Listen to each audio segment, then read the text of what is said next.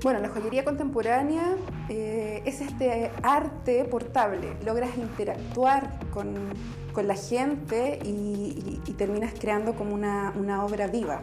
Puedes incluso crear tú mismo desde usar plástico, reciclados, orgánicos, resinas, lo que inventes.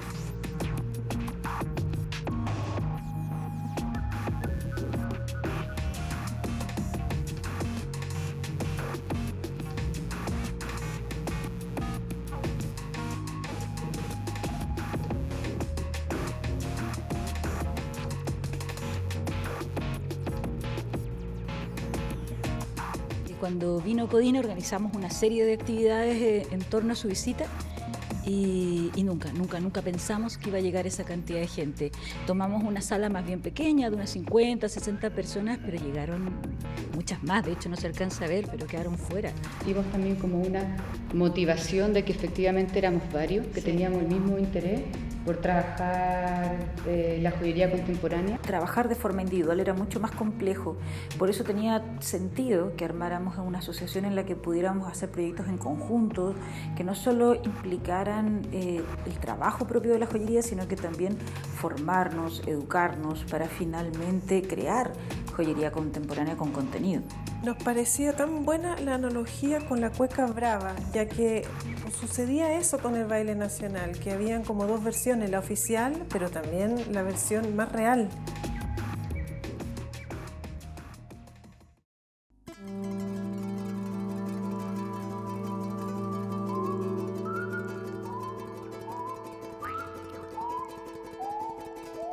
Además fue la primera exposición que hicimos con un tema pensado para esta asociación.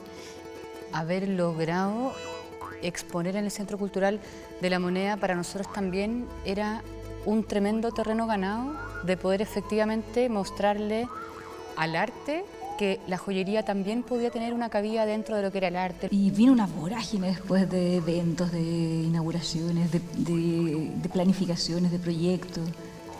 Con los materiales que yo tenía, que eran huesos, todo, hice una columna vertebral.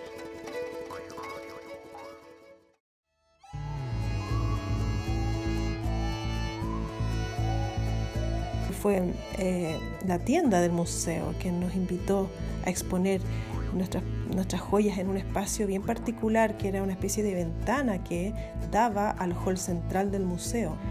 Le entregamos un color al azar a cada joyero para que lo trabajara en una pieza de joyería, como lo haría un pintor. Fue nuestra irrupción en un espacio de arte. Y eso fue algo estratégico. Saltamos de la tienda del museo al hall central del museo más importante de Chile.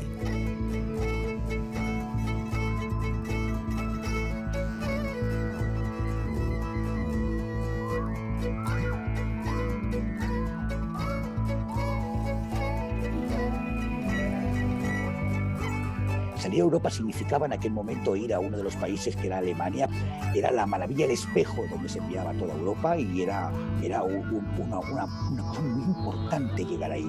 Yo creo que la relevancia también de este evento en especial es la magnitud de recursos que se lograron movilizar.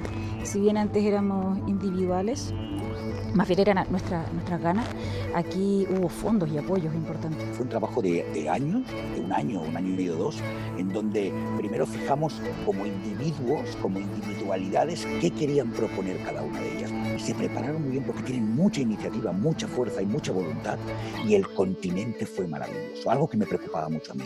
No solamente vamos a presentar joyas, vamos a presentarnos como país. Fue impresionante para el resto ver cómo trabajábamos, como tan laboriosamente estas chilenas que ya venían desde cuántos kilómetros y además... Que hacían el flete, el montaje, eran las artistas.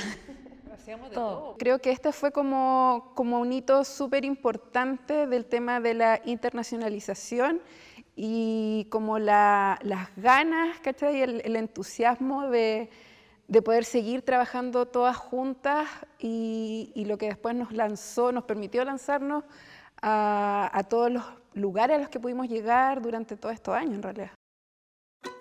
Bueno, y una vez que ya habíamos salido desde Chile, nos dimos cuenta que necesitábamos comenzar a definir qué era finalmente la identidad chilena, con qué nos reconocíamos, y ahí nació la necesidad de investigar sobre nuestra historia y aparece el concepto de barroco. Nos planteamos que un porcentaje de la pieza fuera realizada en cobre, porque también íbamos a presentarlo en el 5º encuentro de plateros y el 1er encuentro de orfebres del cobre. Entonces esta pieza tenía esta dualidad como del placer por un lado y del dolor, que fue lo que a mí me llamó mucho la atención de este periodo barroco.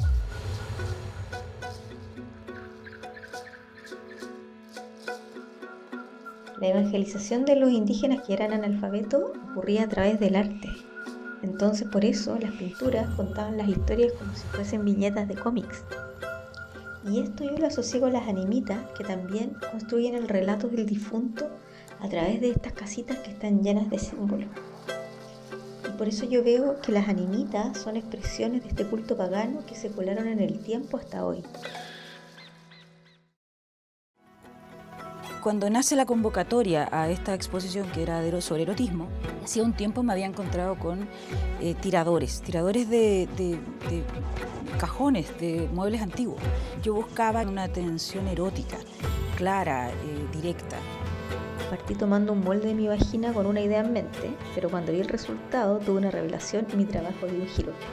Mi vagina se parecía demasiado a la imagen de la Virgen María. Nos dimos cuenta de que el hilo conductor que habíamos seguido tenía que tener una continuidad, y eso es lo que da el inicio a las siguientes tutorías.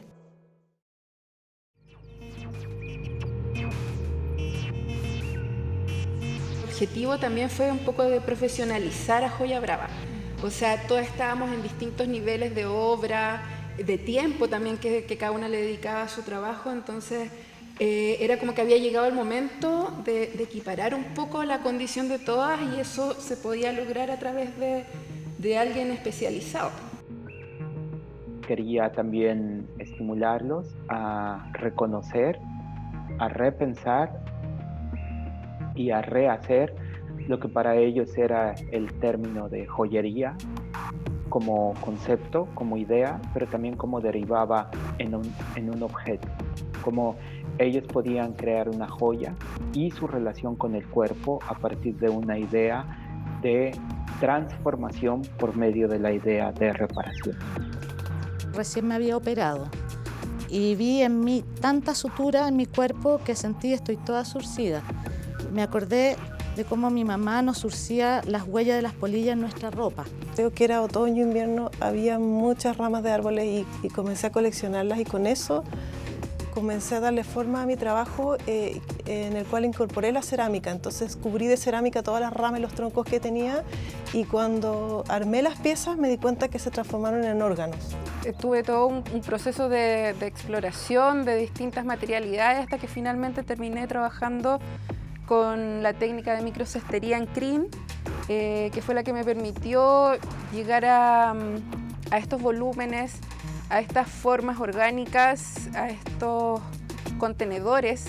Yo me centré en los remedios caseros y entre estos encontré el cleodolor, una sustancia anestésica reconocida desde antaño. Me llevó a otro tema tan fuerte y tan importante, que es esto de vivir anestesiados. Deshidraté orgánicos como ají, naranja, limones y lo mezclé todo de desechos u objetos encontrados. Uní en ese momento un limón con un nácar, los cocí, y ese es el anillo limón que cambió mi esquema de joyería. Mi reflexión partió acerca del control y el sometimiento de las especies que nos rodean, sobre todo las especies que consumimos. Por eso decidí trabajar con huesos y se produjeron piezas que reflexionan y que generan un cierto rechazo.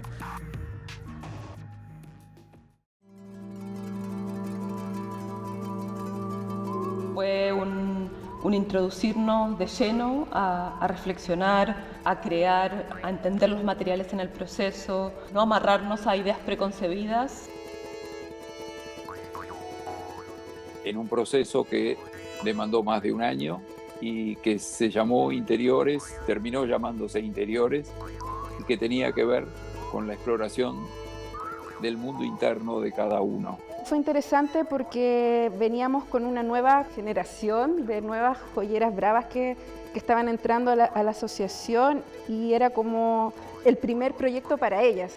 Hacer una apuesta de cuerpo y alma llevado a la forma de una joya. Y rescato guantes antiguos de mujer que hablan mucho de lo femenino, del poder de la lid, y también rescato guantes de obreros, de hombres de manos de trabajo. Planteo esa dicotomía que pueden tener dos elementos que a simple vista son utilitarios. Cuando volví a la casa familiar encontré muchas cosas guardadas, entre ellas unas sábanas hechas por las mujeres de mi familia. Construí esas piezas a partir de esas sábanas. Hacía tiempo que yo venía trabajando con la idea de las flores artificiales. No sabía bien por qué, pero me intrigaba el poder que tenían como ofrenda en los cementerios, pero también como decoración de los espacios domésticos más populares.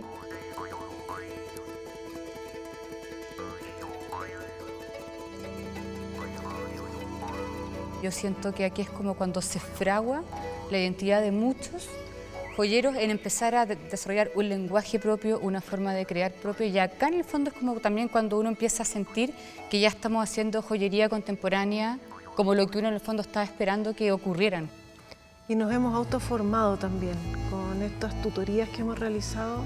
Creo que hemos armado nuestra propia escuela y el que sabía un poco más también supo compartir esa sabiduría con el que no llevaba tanto tiempo. Que algunos de nosotros destaquen o que algunos hayan tenido premios, participaciones importantes, solo nos puede llenar de orgullo. Lo que pasa en ese momento es que en Joya Brava empieza a construir un lenguaje, cada una de las socias empieza a descubrir un lenguaje propio, donde no importa mucho la estética, lo lindo o lo feo, sino que pasa a ser como dentro de lo raro que uno puede entender, esa rareza tiene su propia belleza.